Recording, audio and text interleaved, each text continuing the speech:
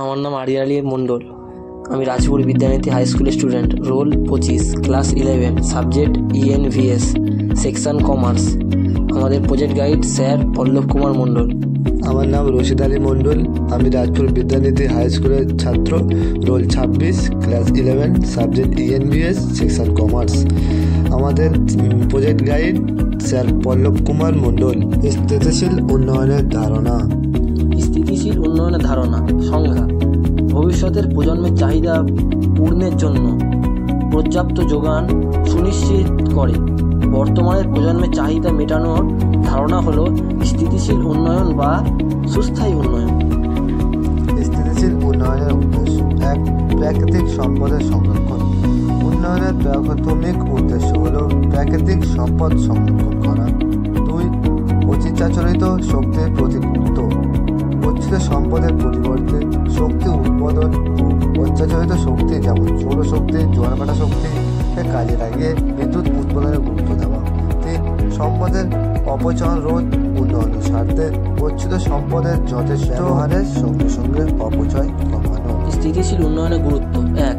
পরিবেশ সংরক্ষণ। মানুষের বেঁচে থাকার জন্য সুস্থ ও স্বাভাবিক পরিবেশের প্রয়োজন, কিন্তু মানুষ খাদ্য ও বাসস্থানের জন্য ক্রমাগত অরণ্য ধ্বংস করে চলেছে। শিল্প ও নগরায়নের প্রসারে সুবাদে অতিরিক্ত জীবাশ্ম জ্বালানি ব্যবহারে দূষণের বৃদ্ধি ও গচ্ছিত সম্পদ হ্রাস ইত্যাদি কারণে প্রতিনিয়ত তাই স্থিতিশীল উন্নয়নের জন্য পরিবেশ সংরক্ষণ করা প্রয়োজন। 2. জনসংখ্যা নিয়ন্ত্রণ। জনসংখ্যা দ্রুত বৃদ্ধির অর্থ হল প্রাকৃতিক সম্পদের উপর ক্রমাগত চাপ বৃদ্ধি।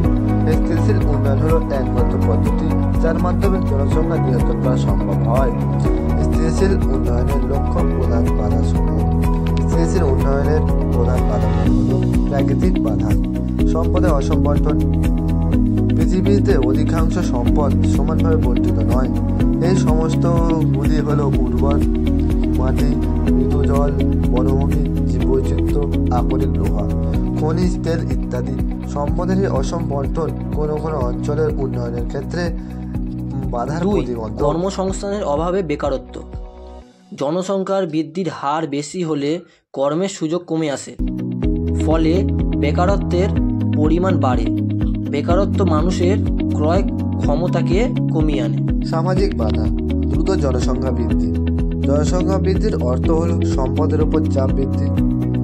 শিল্প বিপ্লবের পূর্বে 1650 খ্রিস্টাব্দে যেখানে পৃথিবীর জনসংখ্যা ছিল 54.5 কোটি, পরবর্তী 2001 সালে জনসংখ্যা দাঁড়ায় 614.41 কোটি, 2024 দাঁড়ায় 810.43 কোটি। পৃথিবীতে উন্নত দেশগুলি বিশেষ করে ভারত, চীন, দক্ষিণ আফ্রিকার দেশগুলোতে ক্রমাগতভাবে জনসংখ্যা বৃদ্ধি হচ্ছে, ফলে স্থিতিশীল উন্নয়নের বাধাপ্রাপ্ত হচ্ছে। অর্থনৈতিক বাধা। 1. দেশের অর্থনৈতিক অবস্থা। স্থিতিশীল উন্নয়নের লক্ষ্যে পৌঁছাতে গেলে দেশের অর্থনৈতিক অবস্থার স্থিতাবস্থা থাকা জরুরি। অর্থনৈতিক দিক থেকে দুর্বল দেশগুলি সহজে উন্নত পরিকাঠামোগুলি গ্রহণ করতে পারে না, ফলে স্থিতিশীল উন্নয়নের কর্মসূচি বাধা পায়। আফ্রিকা ও দক্ষিণ পূর্ব এশিয়া এই দেশগুলিতে সমস্যা বেশি। রাজনৈতিক বাধা। 1. রাজনৈতিক সদিচ্ছার অভাব।